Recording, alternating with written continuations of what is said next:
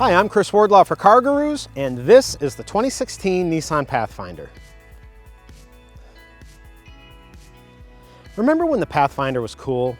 When you could identify it with no more than a glance and you instantly knew that it could go just about any place and do just about anything? And because it was a Nissan and not a Jeep, you trusted that it wouldn't break down miles from civilization? Now look at it. Take those Nissan badges off and the Pathfinder could be any other 7-passenger crossover SUV. Today, instead of finding pathways to adventure, it's best used for finding pathways to the local mall. Don't blame Nissan for this turn of events. Insatiable demand for exactly this sort of vehicle has transformed the Pathfinder into a path traveler. Now, as 3-row crossover SUVs go, the Nissan Pathfinder is a sensible, if not a particularly compelling choice.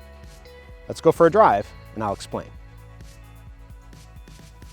My test vehicle today is the Pathfinder Platinum, which is the top of the line trim level. It starts at $42,510, and then when you add 4-wheel drive, the family entertainment package, and floor mats, the price rises to $46,110. If you happen to like this color combination, know that it's cayenne red with a platinum almond interior. And keep in mind that the Platinum trim level is the only one on which Nissan offers standard 20-inch aluminum wheels. While the styling may qualify as nondescript, the Pathfinder isn't ugly. Yet. No doubt, Nissan is fixing to install boomerang shape this and V-motion shape that. So if you're interested in this SUV, but you're not happy with how modern Nissans always look wide-eyed and surprised all the time, then you'd better act fast. Nissan offers a single engine for the Pathfinder, and it's a good one. It's dependable, it's powerful, and it supplies 260 horsepower as well as 240 pound-feet of torque.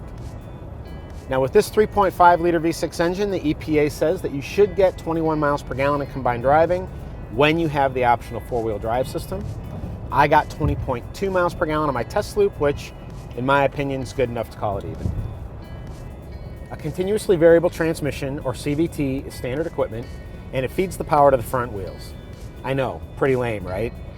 That's why Nissan offers an optional 4-wheel drive system that includes an automatic mode as well as a lock mode that provides full-time 4-wheel drive when that's desirable. Now, all Pathfinders have hill start assist, and with 4-wheel drive, you get a hill descent control system that gives the Pathfinder additional capability should you happen to venture off the pavement.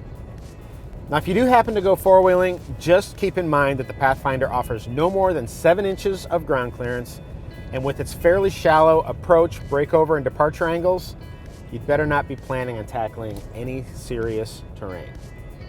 Now, these 4-wheel drive features, plus the Pathfinder's 5,000-pound towing capacity, do help to restore some of the capability that this vehicle lost when Nissan switched the Pathfinder from the Frontier pickup platform to its midsize crossover SUV platform. Now apparently, Nissan is also choosing to tune the steering and the suspension to provide the stiff and somewhat brittle ride, as well as the slow and rather heavy steering of a traditional SUV. So, even though this is a crossover SUV, it doesn't always drive like one. Ultimately, the Pathfinder does deliver a better ride quality and superior handling capability compared to its more rugged forebears, but it still feels heavier and clunkier than its direct competition. Now, these driving characteristics might help Nissan retain Pathfinder loyalists, but it probably doesn't help the company to convince crossover buyers that this is the best choice in the segment. While the Pathfinder's infotainment system lacks modern technologies, Nissan does see fit to offer a reversing camera with rear cross traffic alert, a blind spot warning system, and a 360-degree top-down monitoring system that really helps to make the SUV easier to maneuver. Plus, because maintaining proper tire pressures is so important to vehicle safety, Nissan's Easy Fill tire alert system makes it really easy to do just that.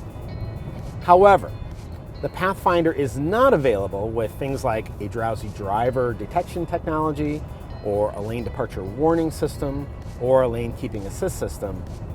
And I gotta tell you, I could have used all three of those things on one kind of sleepy drive home this past week. Worse, the Pathfinder can't be equipped with a forward collision warning system or an automatic emergency braking system, which means that this year it loses its top safety pick rating from the Insurance Institute for Highway Safety. At least you'll know that if you do get into a wreck, the Pathfinder does a decent job of protecting you. That's because the federal government gives it a 5-star overall crash test rating, and the IIHS gives it top marks in all of its actual crash test assessments. Now, if you like the way the Pathfinder looks and you like the way the Pathfinder drives, nothing about the interior design or the seating configurations is going to prove to be a deal breaker. Naturally, you're going to want to be sitting in one of these front seats or the sliding second row seat. In the Platinum model, the front seats are heated and ventilated, and Nissan provides a heated steering wheel. Also, the upper door panel trim here and the armrests on each side are padded and very kind to your elbows. Now, if you're a fan of buttons and knobs the way that I am, then you're going to love the Pathfinder's old school control layout. Now, aside from their displays, which are located up here, the radio and the climate controls are completely divorced from the infotainment system.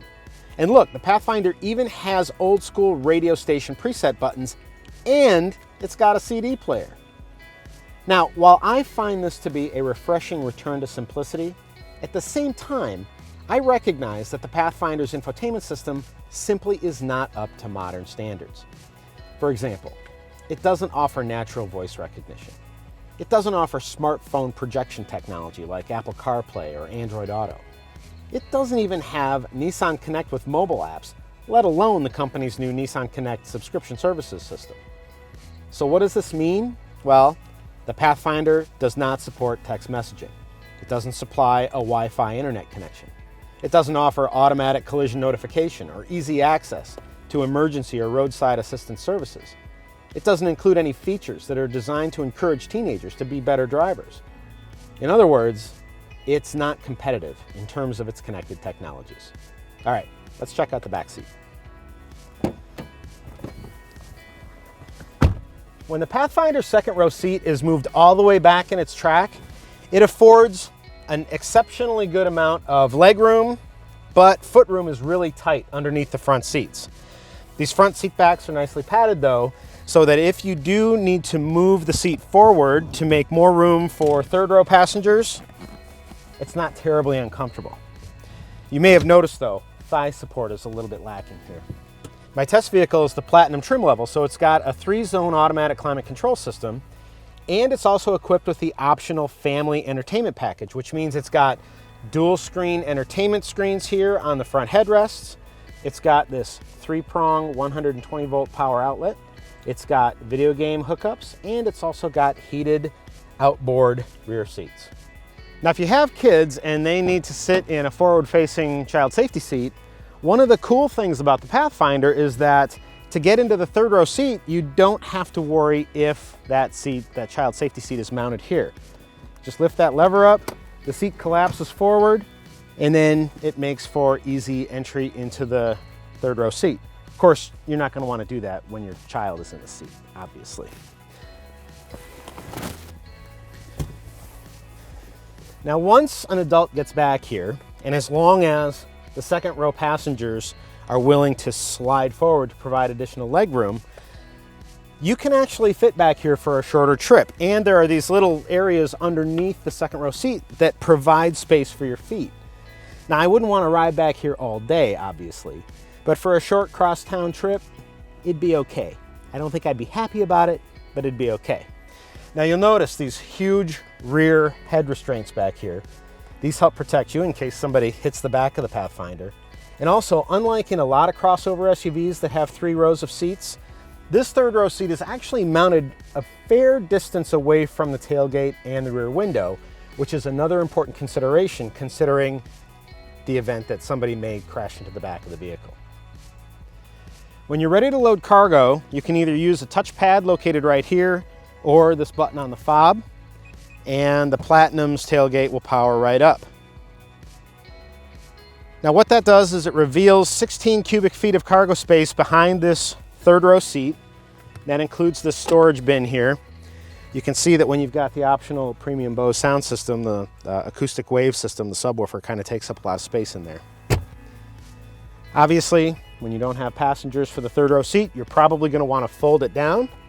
So you collapse the headrests, you plop those down, and you've expanded cargo space to over 42 cubic feet. You can get a little bit more cargo room if you need it by sliding the second row seat forward. And if you fold the second row seat down, you've got almost 80 cubic feet of cargo space here. Now to give you a sense of what that looks like, here's the full-size suitcase that I always use for my shoots. You can probably put 3 or 4 of those across the back like that. And that leaves plenty of room here for duffel bags or compact folding stroller, what have you. When you're finished loading, just push that button and you're off to the races. Do you know what the word nonplussed means? It's an adjective that describes a person who is so surprised and confused by something that they're not sure how to react. I'm nonplussed by the Pathfinder, and here's what that looks like.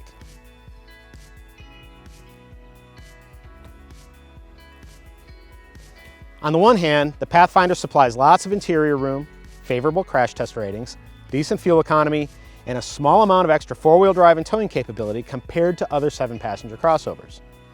On the other hand, it has virtually no personality, it isn't particularly rewarding to drive, it is technologically inferior to the competition, and it is no longer capable of finding new paths to the great outdoors. And have you seen the reliability rating on this thing? Yikes. I guess my only recommendation here would be that if you view vehicle ownership as a necessity and nothing more, and your local Nissan dealership is convenient and offering a killer lease deal on one of these, then sure, drive one for a few years and solve your immediate transportation problem. Otherwise, I think you're going to be happier with something else. Be sure to check out my full review of the Pathfinder on CarGurus.com, and if you found this review helpful, please share this video and subscribe to our YouTube channel. For all of us here at CarGurus, thank you for watching.